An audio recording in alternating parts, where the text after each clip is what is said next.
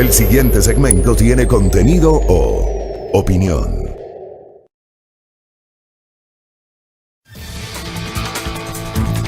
Muy bien, 6:26 en la mañana. Saludos cordiales para todos, para todas. Luego de la lectura de noticias a cargo de Silrad, vamos con nuestra opinión, pero antes, sección saludos, sección cumpleañeros.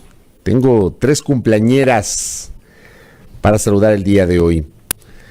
Empiezo enviándole un abrazo caluroso, afectuoso, aquí en Quito, en el norte de la ciudad de Quito, a Fernanda Barreiro, que el día de hoy está de onomástico, de cumpleaños. Fernandita, que Dios me la bendiga, que le festejen como se merece, en el mejor de sus días. Que sea el mejor de sus días, por favor. Así que disfrute junto a sus 2 guaguas, ¿ah? Disfrute la jornada del día de hoy. Seguramente habrá fiesta en el domicilio, ¿no? Habrá fiesta con los correspondientes payasitos incluidos. Abrazos, querida Fernanda. Del norte de Quito me voy hasta Riobamba.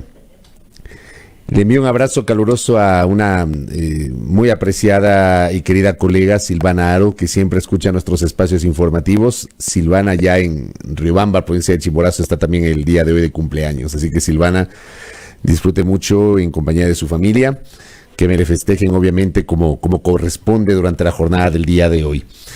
Y de Riobamba me bajo hasta la provincia del Guayas y le envío igualmente un calurosísimo y afectuoso saludo a la abogada Yelena Cecilia Yela, que también el día de hoy está de cumpleaños, fiel oyente de nuestros espacios informativos. Así que felicidades, querida Yelena, que todo sea felicidad, ¿no? Yelena, que es una profesional de gran valía y además una joven madre, ¿no? Que le acompaña a su guagua y que su guagua me la festeje. Así que, Yelena, un abrazo para usted, que me la festejen. Muchas gracias, muchas gracias. Muy bien. Querida audiencia, luego de los saludos, digamos, del gusto, vamos a pasar al disgusto. ¿Qué les parece? Pasemos del gusto al disgusto. Les propongo eso. El día viernes yo comenté en este espacio que era... antes de comentar, perdón la digresión. Edison Quilumba, acabo de ver ahorita su mensaje en la transmisión de YouTube. También está de cumpleaños. Edison, que tengo muy feliz cumpleaños allá en Milagro, en la provincia del Guayas. Edison Quilumba dice, escuchándolo desde Milagro, hoy es mi cumpleaños. Les saludo, querido Edison. Igualmente que me lo festejen como se merece, ¿no? Allá. ¿Qué pasa, don Marcelo Santos? Dice, yo también cumplo años, nos dice en cambio en el YouTube. Yo también cumplo años, pero nadie me saluda. Yo sí lo saludo, Yo sí lo saludo.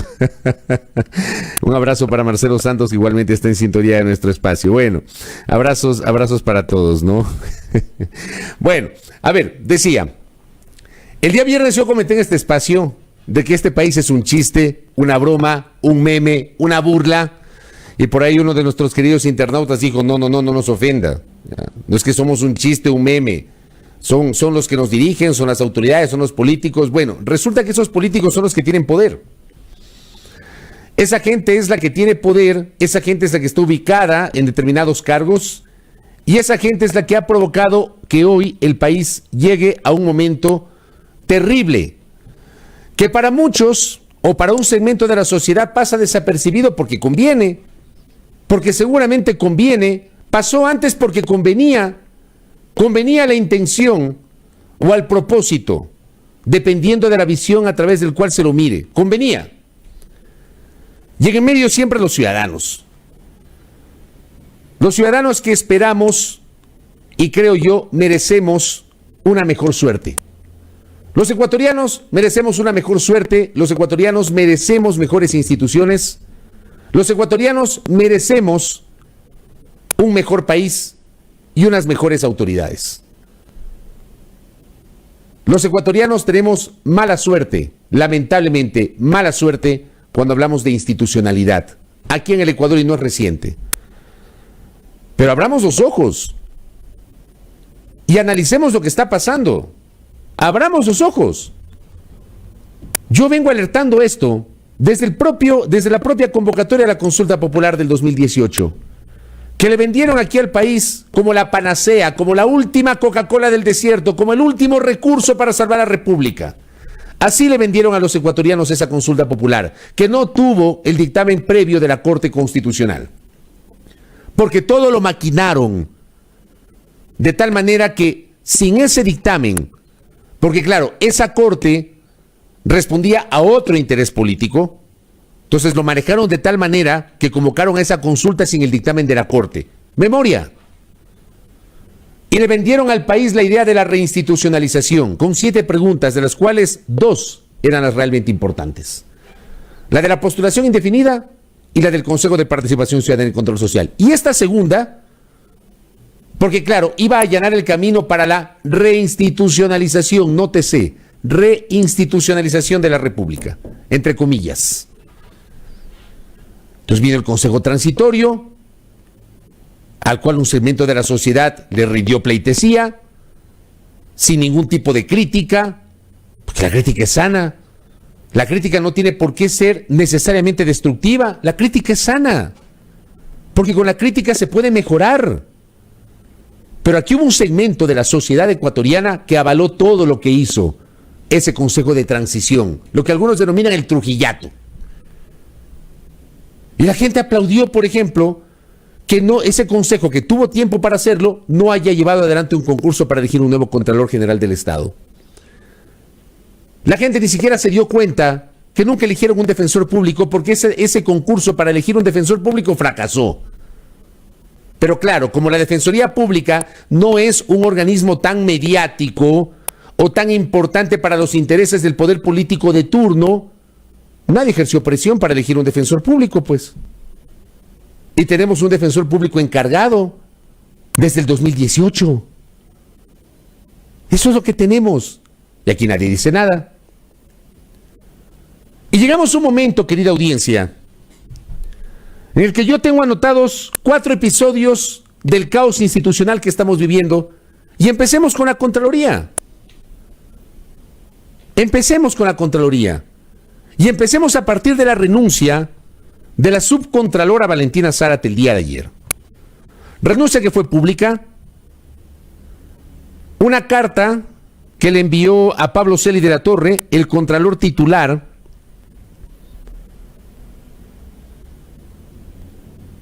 en la cual decía lo siguiente.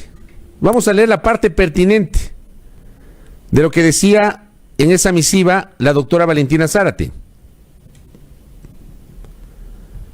La parte pertinente. Bueno, primero dice: mi renuncia voluntaria e irrevocable al cargo de subcontralor general del Estado que me fuera designado el 4 de marzo del 2020. A Pablo Celi lo detienen el 13 de abril y lo investigan por el presunto delito de delincuencia organizada. Pablo Celi siendo contralor subrogante, que este también es un tema que no debemos perder de vista. Tenemos un contralor subrogante desde el año 2018. Contralor subrogante. No tenemos un contralor titular, porque no hubo concurso para reemplazar a Carlos Polit. Y lo dejaron allá a Pablo Celi sin evaluarlo, sin cuestionarlo. Y le extendieron el periodo hasta que termine el periodo para el cual Carlos Polit, que era el contralor titular, había sido elegido. Celi no nació de ningún concurso, pues. Eso también hay que decirlo. Celi fue designado por el contralor, conforme señala la ley orgánica de la Contraloría. Celi fue designado subcontralor.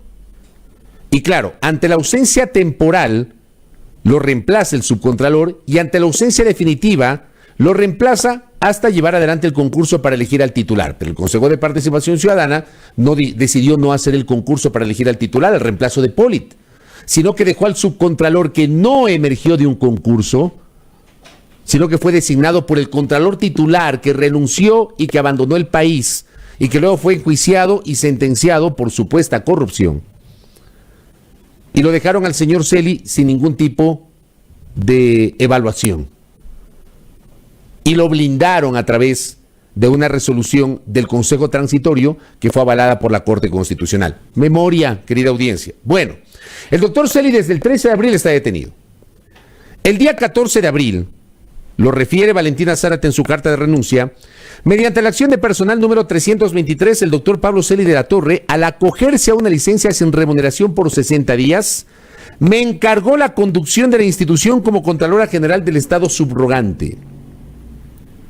Celi ya estaba detenido, pero el 14 de abril, dice la propia Valentina Zárate, mediante una acción de personal autorizada por Pablo Celi, que ya estaba detenido,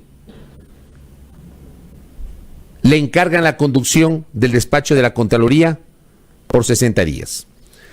El plazo de la antedicha licencia concluyó el sábado 12 de junio del 2021. Ese día se terminó la licencia de 60 días de Pablo Celi. Eso también habíamos conversado con ustedes la semana anterior.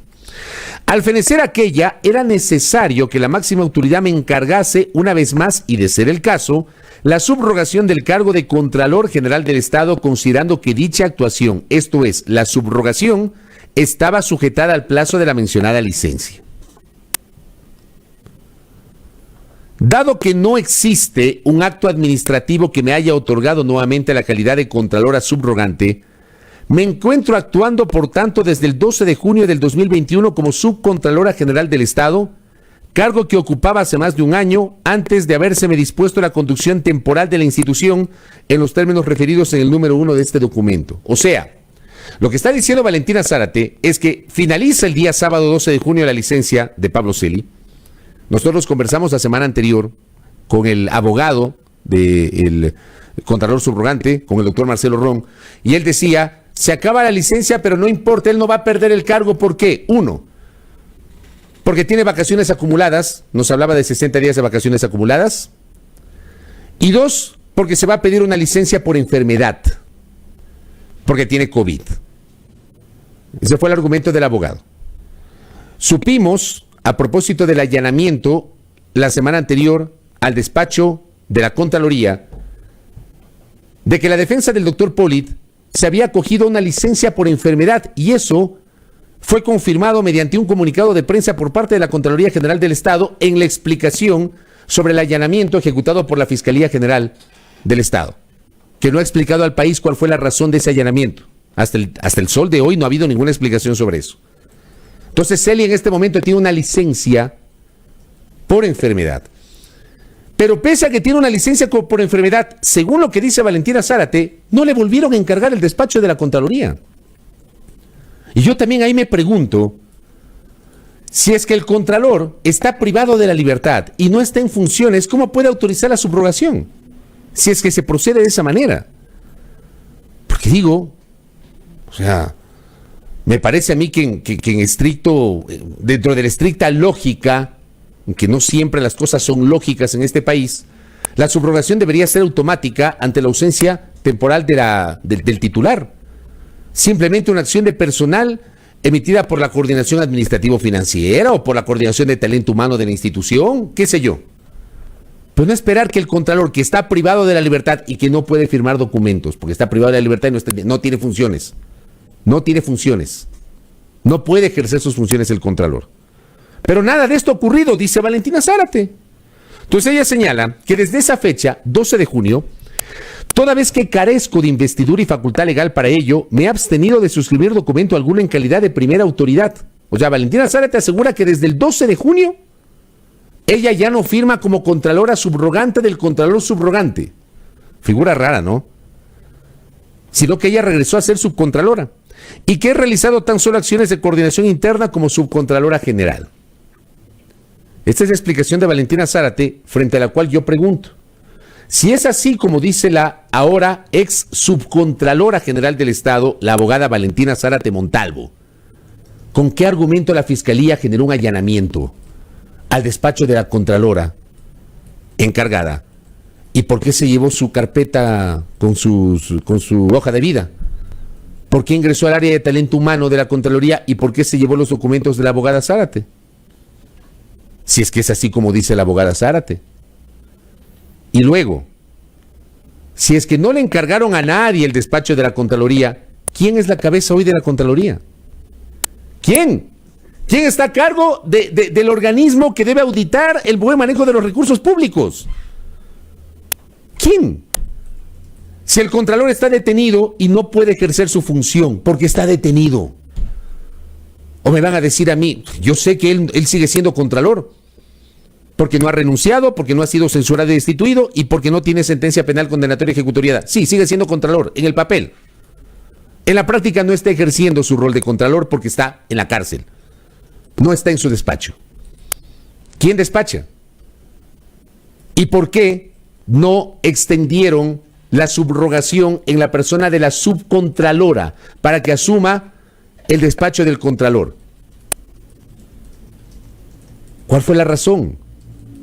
¿O está ocurriendo algo parecido o ocurrió algo parecido a lo que ha pasado en la Defensoría del Pueblo? Pregunto. En donde la autoridad detenida se peleó con la autoridad que le está reemplazando. Pregunto, no lo sé. Pero lanzo esa pregunta. Y resulta que tenemos a la Contraloría sumida en un caos institucional, al que lamentablemente han sido arrastrados sus técnicos, su personal. Gente de mucho nivel y de mucha valía arrastrada por estos escándalos. A mí me parece impresentable que el organismo que se encarga de auditar el buen manejo de los recursos públicos esté en medio de esta disputa, que no se sabe quién mismo es la cabeza y quién es la persona que está despachando. ¿Cómo le han hecho daño? ¿Cómo le han destrozado a la Contraloría? Terminaron destrozando a la Contraloría General del Estado. Pero así nos vendieron. La reinstitucionalización nos dijeron. Y para cerrar el tema de Contraloría, ayer mismo la renunciante subcontralora emitió un manifiesto público al país que en su parte pertinente dice: se viven momentos tensos que impiden y limitan el cumplimiento de mis altas responsabilidades.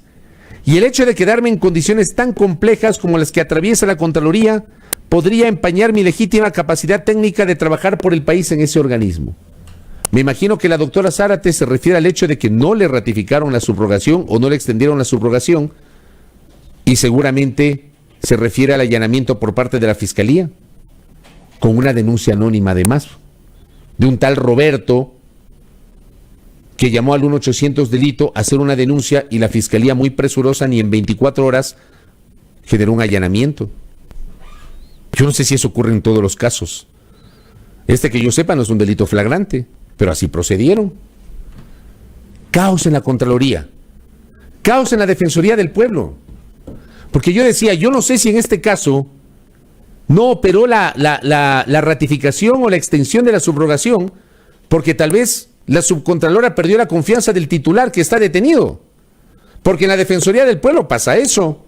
En la Defensoría del Pueblo resulta que está detenido el defensor del pueblo, que está siendo investigado, que se encarga la subrogación a la defensora, a la vicedefensora, que pasa a convertirse en defensora subrogante, que en el camino marca distancias la defensora subrogante con el defensor titular, que la semana anterior despide a 16 funcionarios del nivel jerárquico superior. Ayer le entrevistamos a la abogada Zaida Rovira, le hicimos esa pregunta y ella respondió que tomó esa decisión porque había un boicot en su contra. Había un boicot en su contra y que por eso los despide. Entonces yo me pregunto, llegaron los juegos del hambre a las instituciones, en donde las disputas de poder son terribles, y en el medio de los funcionarios. Porque está claro que en la Defensoría del Pueblo ha ocurrido esto. Está claro. Y ayer, bueno, vamos al viernes.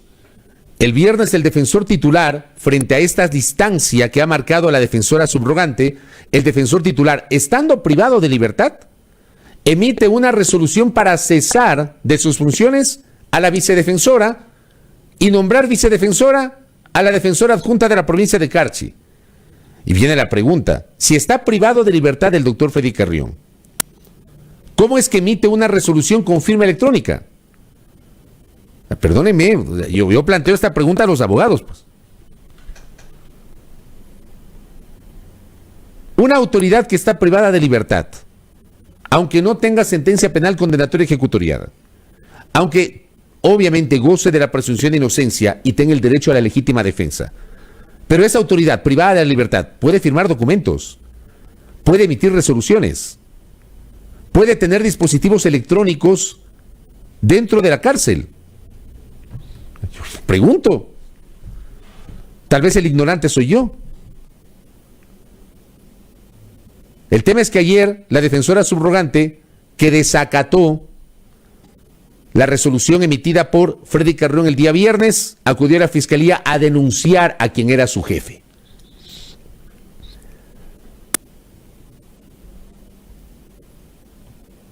A denunciarle por el supuesto delito de ingreso de artículos prohibidos a la cárcel, para que la fiscalía investigue. Son preguntas que uno se hace. ¿Qué está pasando? Entonces tenemos Contraloría, tenemos Defensoría del Pueblo, en un caos. ¿Quieren más caos? Bueno, les voy a agregar otro caos. El caos que se viene en el Consejo de la Judicatura. Ese es otro caos que les voy a agregar. Aquí tengo la noticia exacta del caos en el Consejo de la Judicatura. Para que vean por qué yo sostengo que este país es un chiste. Y en el medio nos ubican a los ciudadanos. Un tribunal de la Corte de Justicia de Pichincha dispuso el reintegro inmediato de Fausto Murillo a su cargo como vocal del Consejo de la Judicatura. Murillo fue removido el 23 de abril pasado. Vamos al 23 de abril. Cuando fue removido Fausto Murillo por el Consejo de Participación Ciudadana y Control Social a partir de un reporte generado por el Ministerio de Trabajo. El ministro era el ministro Andrés Sitch. El Ministerio de Trabajo genera un reporte a través del cual advierte que el doctor Fausto Murillo tenía impedimento para ocupar el cargo, porque hace años había sido funcionario de la función judicial y resulta que le compraron la renuncia y que supuestamente él ya no podía ocupar un cargo público. Ese era el argumento del Ministerio del Trabajo. Se dieron cuenta año y medio después de que estaba el doctor Murillo sentado en el despacho de la vocalía del Consejo de la Judicatura, se dieron cuenta que ha tenido impedimento. Recién se dieron cuenta. Este país es un chiste, de verdad. Se supone que el Consejo de Participación Ciudadana, que eligió a ese Consejo de la Judicatura, si mal no recuerdo, fue el Consejo Transitorio el que designó a esta Judicatura, revisa los requisitos, pues. Y no se dieron cuenta en ese momento, hace más de año y medio, que el doctor Murillo supuestamente tenía impedimento para ocupar un cargo público. Entonces, Ministerio de Trabajo, el 23, en la tercera semana de abril, emite un reporte advirtiendo de este impedimento, y el 23 de abril el Consejo de Participación Ciudadana y Control Social lo cesa al doctor Murillo. Bueno, el tema es que el funcionario cesado presenta una acción de protección el 19 de mayo, que no es aceptada, y él presenta una apelación ante la Corte de Justicia de Pichincha, que es el superior. Y resulta que un tribunal de la Corte Provincial de Justicia de Pichincha le da la razón, pues, al doctor Murillo. Y advierte que al ex vocal del Consejo de la Judicatura le vulneraron su derecho a la defensa, no le permitieron defenderse. Dispone este tribunal el reintegro inmediato del doctor Murillo a su cargo, y además el pago de una reparación económica por el tiempo en el cual estuvo ausente del cargo, que no es mucho. Pero yo no voy al valor, voy al hecho. Porque aquí somos campeones para violar el debido proceso. Aunque a alguna gente no le gusta eso. No le gusta, porque para alguna gente todos son culpables. Todos somos culpables y nosotros tenemos que demostrar la inocencia. Entonces alguna gente detesta el debido proceso. Ya les voy a explicar por qué yo defiendo el debido proceso. Este es un ejemplo. No le permitieron el derecho a la defensa. Se vulneraron los derechos de Fausto Murillo, dice un tribunal, no lo digo yo, lo dice el tribunal. Y resulta que disponen el reintegro. Ya fue posesionada el reemplazo de Fausto Murillo, creo que es la doctora El Ciceli. ¿Qué va a pasar allí? ¿Cómo va a asumir la judicatura? ¿Cómo va a asumir el Consejo de Participación Ciudadana y Control Social? Le vamos a preguntar ya mismo a Hernán Ulloa Ordóñez. ¿Y quieren más caos? ¿Quieren otro caos? Lo de Bucarán. ¿Qué tal? Querida audiencia, no es que la justicia le declaró inocente a Abdalá Bucarán y a su hijo Jacobo. No. No hay tal declaratoria de inocencia. No es que le ratificaron la inocencia, que entiendo es el término correcto que se utiliza en derecho. Para nada. No. En el tema de Bucarán es porque violaron el debido proceso, pues. La nota de prensa dice, la jueza penal de la provincia de Pichincha, Verónica Medina, quien conoció el caso por presunta delincuencia organizada en la comercialización de pruebas rápidas para COVID-19, por el que estaban siendo investigados el expresidente Abdalá Bucarán y su hijo Jacobo Bucarán Pule, entre otros, declaró la nulidad de todo lo actuado. Al declarar esa nulidad, implica que el proceso debe retroceder a la etapa de investigación previa, o sea, al inicio. Seguramente ustedes están escandalizados por esta decisión. Yo también. Pero ¿saben por qué pasa esto? Porque violan el debido proceso. Porque generan distractores. Porque hacen las cosas a la loca. Porque no respetan la presunción de inocencia de la gente. Y algún rato la tortilla se les iba a virar, pues. ¿Cuál es la verdad? Al menos desde la visión de la jueza.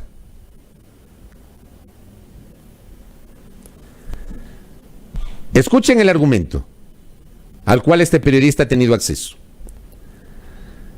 Se había presentado una denuncia por estafa de uno de los procesados en este caso, el señor Brian P., un supuesto inversionista, ¿no? Él había presentado una denuncia por estafa, el señor Brian P. había presentado una denuncia por estafa en contra de 2 ciudadanos israelíes en la Fiscalía General del Estado. Ya, esa es la génesis. El señor Brian P. presenta una denuncia por estafa en contra de 2 ciudadanos israelíes. Presenta esa denuncia ante la Fiscalía. Pero la Fiscalía, insisto, ese es el argumento de la jueza, en vez de investigar este presunto hecho, consideró que hay méritos para iniciar una investigación previa con fecha 2 de junio del año pasado por el presunto delito de delincuencia organizada, en donde el denunciante por estafa se convierte en sospechoso de esa investigación. O sea, este señor Brian P., que se presentó como inversionista, denuncia a 2 ciudadanos israelíes por estafa. Pero la Fiscalía dice, no le paremos bola a esa denuncia, investiguémosle a este señor por presunta delincuencia organizada, vamos a ver de dónde es inversionista. Eso resuelve la Fiscalía. La Fiscalía no toma en cuenta la denuncia de este señor Brian P., sino que la Fiscalía le empieza a investigar al mismo señor Brian P. Insisto, no es mi argumento, es el argumento de la jueza. El inicio de la investigación previa, de esa investigación previa que les estoy diciendo en este momento, se da sin haber notificado a ninguno de los 9 sospechosos, dando una interpretación errónea al artículo 584 del Código Orgánico Integral Penal, el COIP, que habla sobre la reserva de la investigación. Las actuaciones de la Fiscalía y de otras instituciones que intervienen en la investigación previa se mantendrán en reserva. Eso dice la norma. Pero hay un perjuicio, en este caso, sobre la persona investigada, a tener acceso inmediato, suficiente y efectivo a la investigación. Termina siendo una omisión, así lo ha considerado la jueza. Esta omisión de la Fiscalía es ilegal ya que contraviene el debido proceso en el grado del derecho a la defensa. Como jueza garante del debido proceso en etapa de saneamiento, se debe aplicar obligatoriamente lo que prescribe el artículo 604.2, que dice: la nulidad se declarará siempre que pueda influir en la decisión del proceso o provoque indefensión. Toda omisión hace responsable a las o los juzgadores que en ella han incurrido, quienes serán condenados en las costas respectivas. Según la teoría de la Fiscalía, dijo en audiencia que la reserva de investigación la declaró un juez de garantías penales y de la revisión del expediente se pudo determinar que una flagrante deslealtad procesal falta a la verdad. Es por eso que se declaró la nulidad a costa de la fiscal titular, que incluso pretendió inducir error a la Administración de Justicia. Esto es grave. Que la fiscal titular pretendió inducir error a la Administración de Justicia en este caso. ¿Es este el principal fundamento para declarar nulidad como remedio procesal y que se vuelva a investigar con el fin de que el debido proceso se cumpla? Y si se logra determinar responsabilidad, no queden en la impunidad. ¿Se dan cuenta de lo que acabo de leer? Resulta que inician una investigación sin garantizar el derecho a la defensa a los que están siendo investigados, pues. Porque si a usted le empiezan a investigar, usted tiene que notificarle que le están investigando para que usted busque un abogado y con su abogado prepare la estrategia de la defensa. Lo que dice la jueza es que la fiscalía inicia la investigación sin notificar a los sujetos que están siendo investigados, dejándolos en indefensión. Eso dice la jueza. Y la jueza llega un momento en el que incluso advierte que hubo deslealtad procesal por parte de la fiscalía y toma la decisión de anular todo lo actuado en este caso, que fue un escándalo. ¿Se acuerdan cuando ingresaron a la casa de Bucarán? ¿Se acuerdan que ingresaron con cámaras de un canal de televisión? ¿Se acuerdan que a Bucarán se le vio en calzoncillos? ¿Se acuerdan? Aquí se montó un show, pues. Se montó un show. Y toda esta trama de que Jacobo salió del país, que lo detuvieron en Medellín, que lo trasladaron acá, todo un show para desembocar en la declaratoria de nulidad y que todo deba volver a la indagación previa. ¿Se dan cuenta de la gravedad de esto? ¿Se dan cuenta? Porque no hacen las cosas bien. Y ayer alguna gente se escandalizó pensando que a Bucarán lo declararon inocente. No lo declaran inocente. Tampoco lo declaran culpable. Pero todo lo que nos vendieron a los ecuatorianos se termina echando abajo porque no hacen bien las cosas, porque no respetan los derechos de las personas que están siendo investigadas, porque en este país metámonos en la cabeza, queridos oyentes, internautas, televidentes, metámonos en la cabeza. Toda persona es inocente mientras no se demuestre su culpabilidad. Y toda persona, incluso el más contumaz asesino, tienen derecho a un abogado y un juicio justo. Todos. Eso no se entiende en este país. Y estas son las cosas que aplaude algún sector de la sociedad, pues. Aplauden los megaoperativos. Titulares en los periódicos. Los noticieros de televisión abren con esas notas de los allanamientos que no sé qué. Pero cuando ocurren este tipo de cosas ya lo ponen en puestos secundarios donde le paran bola. ¿Hasta cuándo? ¿Cuándo va a parar el espectáculo? ¿Cuándo va a parar el show? Vean, yo les voy a hacer un símil y con esto voy cerrando el comentario. ¿Sabían ustedes que al economista Alberto Dajic, no es que lo declararon inocente? Hoy el economista Dajic disfruta de su libertad, está aquí en el país, es un actor de opinión, genera opinión pública sobre los temas económicos sin ningún tipo de problemas. Las nuevas generaciones no saben que el economista Dajic, que hoy es muy crítico con el estado de cosas, que tiene una posición, que el economista Dajic hace 26 años se fugó del país porque sobre él inició una investigación sobre mal manejo de gastos reservados. El economista Dajic nunca aclaró al país si se pagó o no se pagó con recursos de gastos reservados a diputados. Sobre él iniciaron un procesamiento judicial violando todo el debido proceso. Dajic se fue, llegó a Costa Rica. El gobierno de Costa Rica le concedió el estatus de asilado político porque lo consideró perseguido político. Después de varios años, le levantaron la orden de prisión y Dajic regresó y un mes después declararon nula la actuación de la Corte Suprema de Justicia. Nula, ¿por qué? Porque se violaron procedimientos, pero nunca lo declararon inocente a Dajic. O sea, al día de hoy no sabemos si hubo o no hubo peculado, enriquecimiento ilícito, mal manejo de los gastos reservados. No sabemos. Porque sobre el ex vicepresidente de la República se violaron procedimientos, no tuvo garantías, se quedó en indefensión y declaran la nulidad de lo actuado. Que no es lo mismo. Símil a lo que estoy comentando en este momento. No es que a Bucarán y a su hijo lo declaran inocentes. Es que todo el proceso estuvo mal hecho porque los dejaron en indefensión, no les notificaron. Y como no les notifican desde el inicio de la indagación previa, regresa a la etapa de indagación previa, o sea, regresa al inicio.